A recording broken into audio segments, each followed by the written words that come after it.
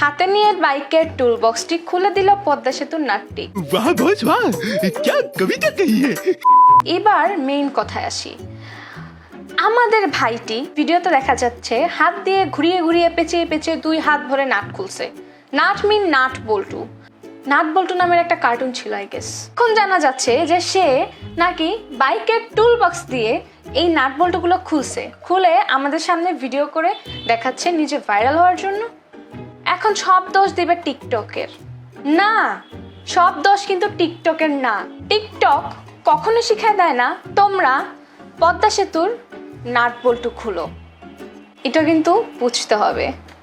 তো কিছু আন্টিরা গর্জিয়াস শাড়ি পরে মনে হচ্ছে যে বিয়ে বাড়িতে গেছে, গিয়ে পদ্মা সেতুর উপর শুয়া বইয়া টিকটক করা স্টার্ট করে দিছে। তার উপর একটা লোক তো রীতিমতো হিসু করে স্টার্ট করছে।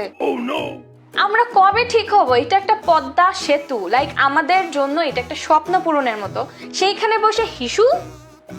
একটা কথা শুনছিলাম, ঢেকে নাকি স্বর্গে গিয়েও ধান ভানে। ব্যাপারটা ওই রকম হয়ে গেল না? এখন আমাদের 2 জন ভাইকে স্পেশাল নাট বল্টু থেরাপি দেওয়া হচ্ছে সাইবার ক্রাইম আমাদের সিআইডি কর্তৃক দ্বারা। আই হোপ ভাইয়া তোমার স্পেশাল ট্রিটমেন্ট ঠিক মতো হয়ে গেলে তুমি সুস্থ হয়ে যাবা, আর নিজের হাতে এইরকম নাট বল্টু খোলার চিন্তা ভাবনা আর করবা না। সাথে সাথে পুরো একটা সার্কাস বানাবা না। আমরা সত্যি এমন এক জাতি যারা লাইক সুন্দর জিনিস নষ্ট করতে আমাদের বেশি সময় লাগে না।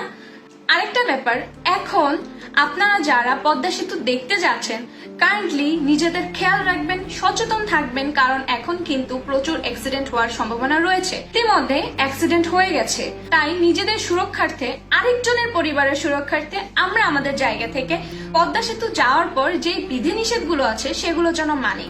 কারণ পদ্মা সেতু এটা যেমন একটা স্বপ্ন বাস্তবায়নের রূপ, তেমনি আপনি আপনার পরিবারের কাছে অনেক বেশি ইম্পর্টেন্ট একটা মানুষ।